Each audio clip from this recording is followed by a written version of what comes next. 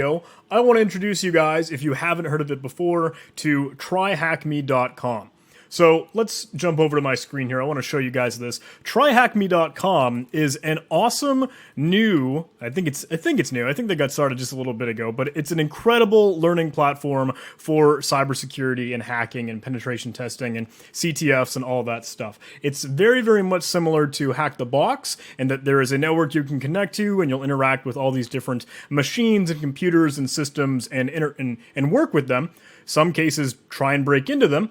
Try to hack it, right? Try HackMe, and it's honestly, I feel like there's a lot of really cool stuff in this, and I wanted to showcase it to you. I want to do one room. That's what they call some of their hacktivities, or some of the other events and exercises and things that are just happening within the site, within the platform. It's really cool. So here we go. If you first register an account, you can just go to tryhackme.com. There's a registration button up on the top right, and it explains to you kind of the concept of this rooms. Rooms are kind of virtual classrooms that are dedicated to different cybersecurity topics and things, and a lot of times they can be certain penetration testing or web app hacking or any other security-oriented thing.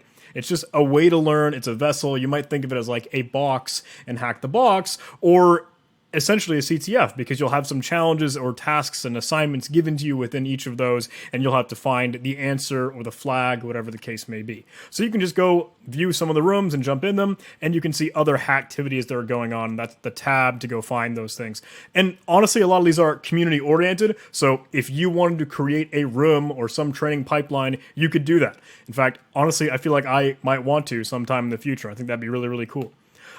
There is a, I guess, commercial rendition of TryHackMe. There is obviously a free edition of it where you can go ahead and access it and use a lot of the training platforms for free. There are free rooms, but there also are, of course, some pro or kind of that subscribed, or people that have a subscription can have access to the VIP server and access other rooms or specific things. One of the really cool things is you can actually deploy your own Kali Linux machine or a virtual machine you can access in your browser if you don't spend the time creating that environment on your own, or whatever the case may be. You just don't have the material, the hardware, whatever.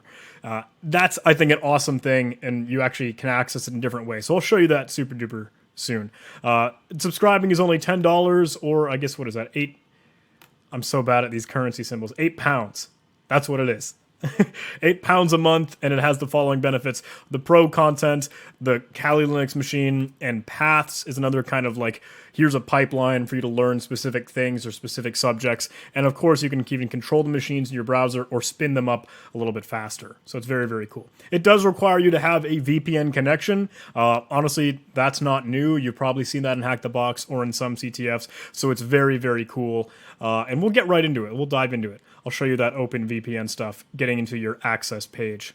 Let me actually pivot to my other logged in page, because I actually have my account and then I have the account that I want to show you guys some of these video tutorials in. So this one that I have is with that VIP or subscribed thing. I think you should do it. It's totally worth it. And I didn't want to have all my answers already filled in the boxes the rooms that I've gone through. So I have that other pane so I can show you. We're going through it in a clean slate. But let me show you that Kali machine. Again, this is only something that you could spin up if you have that subscribed rendition of TryHackMe, subscription only room. It's worth it. But I think this is a really cool perk. If you're using the Kali machine, you don't have to bother connecting with the VPN, because the machine already lives inside that TryHackMe network, and it's surrounded by all the other deployed machines. So it has a 2020 version of Kali Linux, which is awesome. That's the one I think using, what is it? It's XFCE that they jumped into, isn't it? So if you hit the deploy button, just that green little cloud up there, it'll go ahead and start it up. And this is really cool. All right, I'll let this initialize while I read some of the things you can do with it. You can access it through RDP, so if you need that graphical user interface, you have credentials there. And you can go ahead and SSH to it, which is also awesome. In that case, I think you probably do need the VPN connection so you can access it. Yeah, you would need to. Or can you just SSH straight into that? Let's find out. I'm going to learn too. It's just a learning video, man. We'll do that once it boots up. And it tells you a little bit about what the machine is built with, how much RAM it has, etc., etc. And hey, don't do anything bad. Play nice, right? No illegal activity. You can, of course, access the 2018 version if you're more interested in that, I guess, GNOME. Yeah, the GNOME desktop environment. So I'll let this finish initializing and we can jump into it. But honestly, I think that's super cool how quickly they can do this. All right, so now my machine is started. I can see my Kali cursor. And if I move just out of it, looks like it goes back to my regular cursor. So that's kind of cool. It's fully in the browser. Nice and easy. And you can see it's just Kali. It's just Kali you can interact with in your browser. That's awesome. If you want to hit that access in a browser, you can pop it up in a bigger window. But seriously, look at this. LS, who am I? Doing things. Hack the planet. Check it out. Access in browser, now you get a full screen one. So it's like you're really using the machine without needing to spin up your own virtual environment. Very, very cool. Let me see if I can SSH into that. I think that would be a cool thing. Root and try HackMe. So let's try that. Do I have that IP address accessible to me without being in the VM? In the VPN?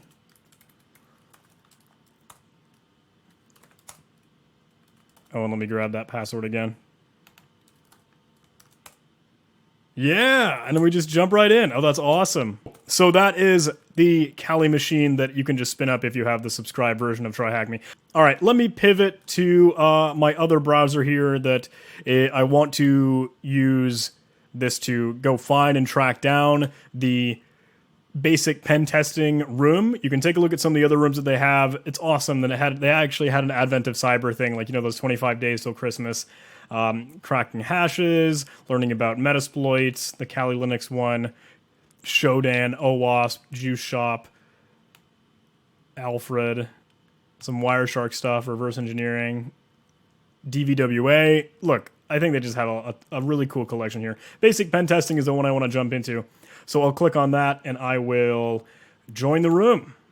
Just that green button. Okay.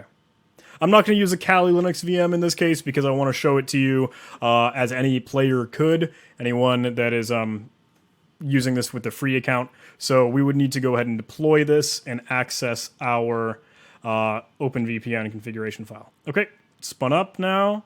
And now let's go to that OpenVPN configuration file page. Let me go ahead and download this. I'll make a directory for this, I guess. Let's make a THM directory. Download this. Save it into THM.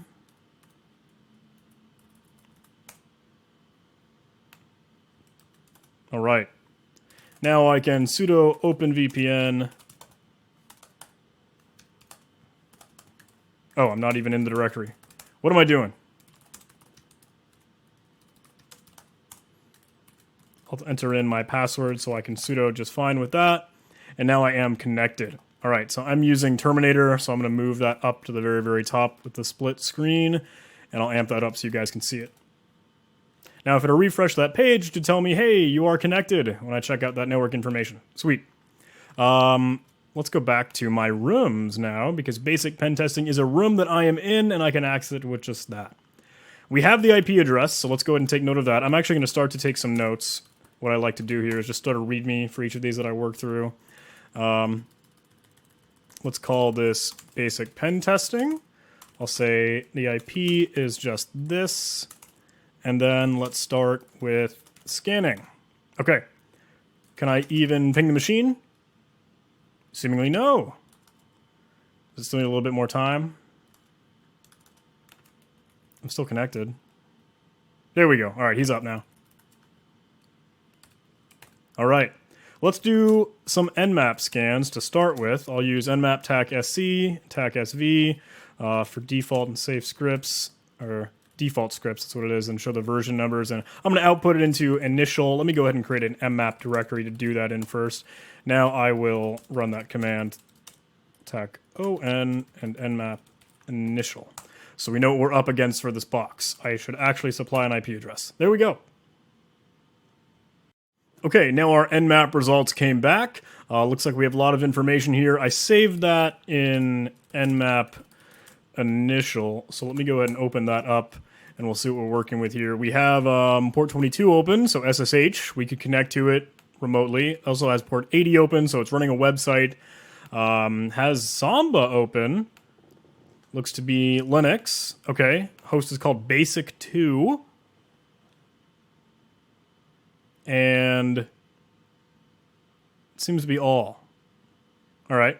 So what I like to do is actually just kind of keep note of these. I'll just have like a open ports section. We saw 22, we saw 80, we saw 139, and we saw 445. Yep. Okay, so now we can go ahead. Let's actually go ahead and interact with that website that it has up and running. Let's see if I can open that up in my browser. I'll create a new tab, and I'll jump in there. It says, undergoing maintenance, please check back later. I'm going to hit Control-U to view the source, or just right-click and view page source. It says, check our dev note section if you want to know what to work on. Our dev note section? I don't know where that might be. We could try to go to, like, /dev or something. Okay, that's not right. Oh, it does tell us this is an Apache server. Running Ubuntu, running on Ubuntu. So, because we don't know what other paths might be in there, let's go ahead and run a tool that could actually try and brute force these locations. I like to use dirbuster. I've also recently just started to use gobuster, so let me do that. I'm going to use gobuster, and it tells me, hey, we need a word list, and we need a domain name to actually work with. So I'm going to use gobuster with the same word list that I would give to dirbuster. I'm going to use gobuster with a word list that I would use for dirbuster. Directory list 2.3 medium, and the URL should be, it's that 10.10.10.180, 10.10.100. There we go. Okay, now dirbuster is going to run, and we'll let that go for a little bit of time. I like to do some other enumeration, so because we knew that 445 is open for SMB, well, we can go ahead and start another scan. Oh, it actually just found a result, though. It found development. So let's pivot and just go see what's in development. It got a 301, so it might have redirected somewhere or something. Let's see. /development. Ooh, we have some directory listings here. Now we can see these text files, dev.txt and j.txt. Let's see what dev is. It says, I've been messing with that strut stuff, and it's pretty cool. I haven't made any real web apps yet. Blah, blah, blah.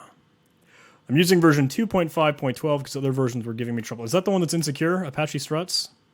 Okay, maybe we could use that. And -k. SMB has been configured. Okay, -k. And I got Apache set up. We'll put in our content later.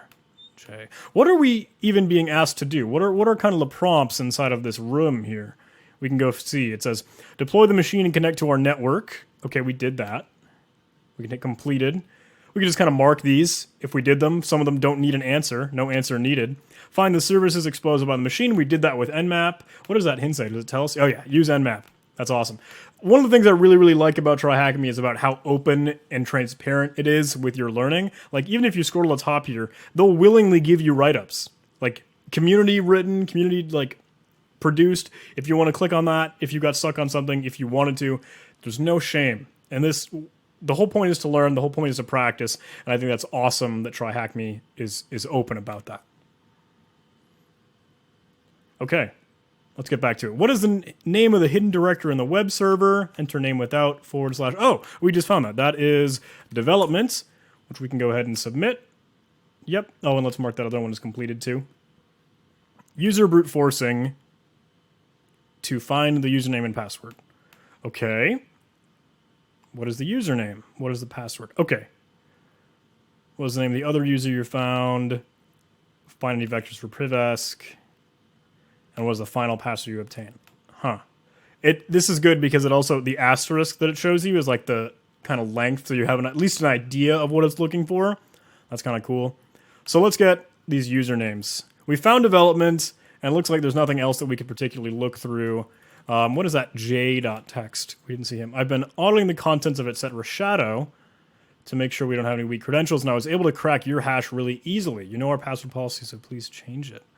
For J and K. Huh.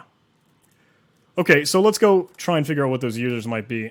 We know we have other ports we can enumerate and access. We could just brute force random stuff on SSH, but that wouldn't help us much. Let's try and jump into the SMB or see what we can access with that. When I do that, I like to use enum for Linux. That should already be in your path if you're working in Kali. I like to just go ahead and use it from my op directory because I'm on Ubuntu here. And I'm just going to grab the IP address again, 10.10.10.100. I don't want the HTTP nonsense in there. I use TAC-A to do everything in enum, and I go ahead and pipe that to T, so I get an enum for Linux log file, and I can save my results. We'll go ahead and let that run. Okay, now our enum for Linux scan had finished. I'm going to go ahead and open up that log file that I saved it to, because the output from enum for Linux is kind of hard to look at through the command line there. There's a lot of noise and nonsense. So some of the stuff we already kind of tracked down. It's running Samba. We know the basic2 host name. Let's keep scrolling through this. Some shares we could access. IPC. Looks like, again, that's private. Anonymous. I don't know about that one. We could check that out if we wanted to. See what other users it might have tracked down. Nobody. Okay. We'd expect that. A lot of these. Some kind of groups. Oh, and there we go. Enumerating users using that specific SID, and we found a Linux user K and a Linux user Jan. Nice. Okay, so that would help answer some of those questions that TryHackMe had for us. If we go back to that page, let's say, what is the username? Well, we had Jan. We can go ahead and submit that. I guess we can, yeah, we can mark that as complete too. And it asks for the other username, other user you found. So let's put K in here. Good. And now, what is the password? We don't know that yet. What service do you use to access the server? Oh, that's got to be SSH then. Access the server. Answer an abbreviation in all caps, so SSH. It needed only 3 things. Okay, that's the correct answer. Oh, and we could probably try and brute force, just as it said, brute force the username and password. Since we know what the username is, Jan, we could, and we know it's a weak password from reading that dev note, we could go ahead and actually hammer this with Hydra. So I'm going to do that. I'm going to say Hydra. If you run it, it'll give you a basic example usage of that command there. We could use Hydra tac L with Jan. Tac capital P to specify a password list. I'm going to use rocku. I don't know what I was typing just there. And then we need to specify the protocol and what we want to connect to. So it's 10, 10, 100, and it was 180, right? I promise I'll remember this eventually. It was 180. I got it. All right. Now we will let Hydra go beat this machine up. If you don't know, Hydra is a password guesser, or it'll brute force passwords by trying to connect to a service with given credentials. So you could specify a user file or a list of usernames that you would want to try and a password file, just as we did there. If you use a capital L, that allows you to, as an argument or a parameter, specify a user file, or just a username with a lowercase rendition of it. Same thing with password. If you want to use a lowercase p, you could use a one static password, and it could loop through a list of usernames or one specific username, etc. And then the protocol that you're going to connect to, SSH or FTP, and I think it has support for some others. I think it can even do like web stuff. You can do like a form post, etc. Really cool things with Hydra. But that is what we can use to try and run through rocku.txt and attempt to spray that service and guess passwords until we could try and log in with it. Okay, looks like we got a credential. Looks like Hydra was able to successfully brute force and actually log in through SSH with a password with the username Jan. So it looks like we have found that. Jan has the password Armando? I don't know. I don't like to pretend. All right. What is the password? We can go ahead and submit that. Armando. Submit. And there we go. That answer is correct. Okay, so we could, at that point, log into the machine now, right? So let's go ahead and take note of this. Let's say found credentials, or we should actually note how we got all those answers. Questions and answers. Hidden directory on the web server. That is /development. Found via GoBuster. And let's get another one here. The username, Jan and K, found via enum for Linux. And then password, J Armando, found via Hydra with SSH. There we go. Okay, so found credentials. We have J and Armando. That's why I've been saying Armanda, and that's not how you say that whatsoever, because there's an O at the end. It's Armando. All right, let's SSH into that machine. We can SSH to Jan at 10, 10, 100, 180. Yes, we want to do it. and Armando is the password. There we go. All right, and we are logged in to Jan2 at Basic. Let's stop this stupid Go Buster. We don't need to do that anymore. We're logged in, and let's see what we got. Okay, seemingly nothing in their home directory, less history. Let's check out what that is. Oh, we can't. Okay, it's owned by root, and we are not root, and only root can read and write to it. Interesting. Let's check out. Let's set password. Just some manual kind of bumping around. Tomcat 9 is in there. K is in there. We see that. Okay. Can we do anything with sudo to privesc? Nope. We cannot run sudo on basic 2. Okay. Well, we can't read its at shadow. Can we see any other user's home directories? Let's move into K. We can move into K. Oh, she has a pass.back file. Can we read that? No, we cannot. She has a vim info file. Cat vim info. Nope, still can't read those. All right, well, to speed up our enumeration process, typically when I get on a machine, I like to run linenum, or now kind of the new one, linpeas. I can show you that. Linpeas GitHub. One of the privilege escalation awesome sweet scripts. These are hilarious. I love that image. And linpeas. Linpeas will let us do this in Linux. It has a sh script we could just go ahead and run. And it's pretty pointed. It gives you a nice highlighted color output as to what things could be used as a potential privilege escalation vector, etc., etc. So I have that currently just in my opt directory with linpeas and linpeas sh. We can go ahead and actually scp that over, though. Let's scp it because we have Jan's credentials through SSH. Jan 10.10.100.180, and we need to specify the file that we want to bring over. So linpeas, and let's go ahead and put it in dev shm. I like to put things in dev shm for shared memory. It works well for us. Okay, it looks like that copied over. Let's go check out dev shm. And there it is. All right, linpeas. Oh, let's tack L. Yeah, okay, cool. Let's mark it as executable. And now let's go ahead and run linpeas. /linpeas, and I'm going to t that to a file so I have the output, linlog.txt, and let's go. Okay, so that's going to run through a ton of stuff. It'll make our lives a lot easier because we won't have to do that manual checking all on our own. And once it's done, we can go ahead and take a look through it. Actually, let me just scroll up now so you can get a good idea as to what this is doing and how.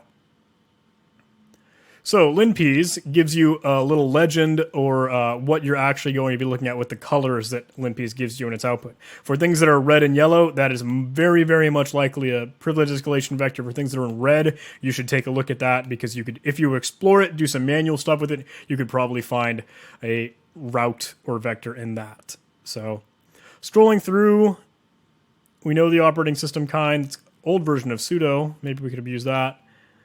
Path looks okay. I'm looking for those red and yellow things. The nice, quick, easy hits that linpeas helps us figure out. Oh, it's interesting. We have a lot of Perl and Python in here. We have GCC. All right, so things running as root. Those are things we should check out. There's a weird one running at root nmbd. That's kind of after Apache, which is peculiar. I wonder if there's other like local services or open ports only locally to this machine. Services. Oh, there we go. Yeah, in the active ports, you can see we only have one thing listening locally, and that's noted in red for us here. Hey, here's a local loopback address only port that we could access. 8005, we could explore that. Super users is root, obviously. Users with console, so Jan and K, which we found. All users, Jan and K and root. MySQL, blah, blah, blah, blah, blah. Nothing there. Ooh! Looking for SSH files. Port 22 for SSH. Public key authentication is on. use Pam. Ooh, and they have a private key for K. So K's SSH directory has an IDRSA file, which we could use to log in as that K user. I wonder if we could actually read that. I was just in home K, so let's take a look. LSTAC LA. We could move into SSH. And we can read her private key. All right, let's do that. Let's cat that IDRSA file. There's a lot here. Begin RSA private key. I'm going to go ahead and just store this in a new file. Let's say nano K IDRSA. Let's paste that all in here, just a quick nano file. And then we can mark it as only read-only by us, because that's how IDRSA and private keys like to be used for SSH. So SSH TAC I with that K IDRSA with the K user at 10.10.100.180. Enter passphrase for the private key. Okay, so this private key is password protected. What could we do to figure out what that password is? Enter John the Ripper, right? So John the Ripper, if you don't know, has a cool tool that comes with it, SSH to John, and you've probably seen a lot of these between like JWT to John or zip to John for other things that John can still crack. Let's go ahead and say SSH to John with our KD IDRSA, and now we have that hash that John the Ripper could understand, but not just the original file. So we have to run that tool before we give this file to John the Ripper to run and work with. So I'll call that for John.txt or whatever. Doesn't matter. Now we could go ahead and actually run John the program itself with that for John utility, or that for John file, because we just saved all those hashes in a thing that it could use. I should specify a word list here, and because we can use rocku, let's actually do that. We can use tac word list equals, and I have rocku.txt, which is a big long dictionary file of common and known kind of I don't know, oftenly used passwords. So okay, it found it right away. It found beeswax. That is apparently the password for KIDRSA. So what is left in our command here? Oh, all we need is that final password you obtain. Let's go get that. Now that we have a new user, maybe we have a little bit more access. So SSH TAC I with K at 10, 100, 180, and we'll want to use the passphrase beeswax. All right, and now we're logged in as that K user. So we could ls check out our home directory. Now we have access to that pass.back file. It's owned by us, so let's check it out. And here is a really long, strong password that will follow as the password policy. That looks like exactly what that last question might be asking for. And it is. All right. Okay, well, we can mark those other ones as completed. And boom, we did it. We completed the basic penetration testing room in Try HackMe. So I won't go through, I guess, like rooting this machine or doing anything with it. You might be able to drop some like kernel exploits or explore some other privilege escalation venues, like that weird port that we saw locally. Maybe that has some good stuff for it. I just kind of wanted to make this video to show you guys Try HackMe, and I'd really like to do a lot more videos for a lot of these stuff. I think a lot of them are fun, and really you can learn a lot. Obviously, this was kind of a beginner, basic a room here. You can see kind of the difficulty there, but I think there's a lot that you can do with this, and I really like all the variety and the different kind of rooms that they offer. So I hope you guys go check out Try HackMe. If you haven't, please go do. If you're willing to kind of drop just a little bit to get that Kali machine, maybe that'll come in handy. And the speed to work with the machines actually really, really does help when you're trying to scan things or spin up the virtual machine. You can see it took me a little bit to go through a lot of that. So go for it. I really hope you guys enjoyed this. Thank you guys so much for watching. If you did like this video, please hit that like button. If you didn't, don't do anything. Rewatch it again until you like it. Just keep watching the same video until you decide you like it. A comment would be great to see. I'd love to hear your feedback, constructive criticism. Subscribe, maybe? Discord, Patreon, PayPal, Instagram, Facebook, LinkedIn. I don't know. Thank you guys for watching. I'll see you guys in the next video. Take care.